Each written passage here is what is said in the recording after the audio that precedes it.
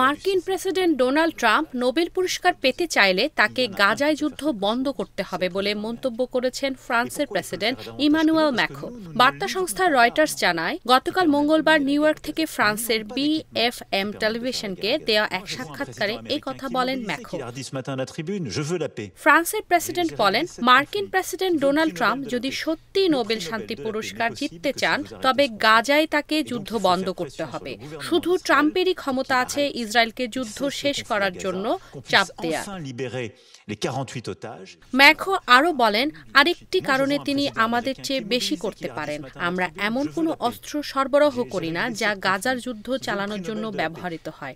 আমরা এমন কোনো সামগ্রী সরবরাহ করি না যা গাজার যুদ্ধ চালানোর সুযোগ করে দেয়, কিন্তু আমেরিকা তা করে। এদিকে জাতিসংঘ সাধারণ পরিষদে এদিন ট্রাম্প কড়া ভাষায় বক্তৃতা দেন। পশ্চিমা মিত্রদের ফিলিস্তিন রাষ্ট্রকে স্বীকৃতি দেওয়ার প্রস্তাবকে প্রত্যাখ্যান করে তিনি বলেন, এটি হবে হামাসের জন্য পুরস্কার। ট্রাম্প বলেন, আমাদের অবিলম্বে গাজার যুদ্ধ বন্ধ করতে হবে, অবিলম্বে শান্তি আলোচনা শুরু করতে হবে।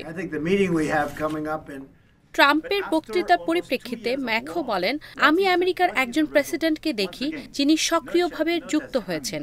আজ সকালে তিনি পুনরায় বলেছেন, আমি শান্তি চাই, আমি 7টি সংঘাত সমাধান করেছি। তিনি নোবেল শান্তি পুরস্কার চান। নোবেল শান্তি পুরস্কার শুধু তখনই সম্ভব যদি আপনি এই সংঘাত বন্ধ করেন।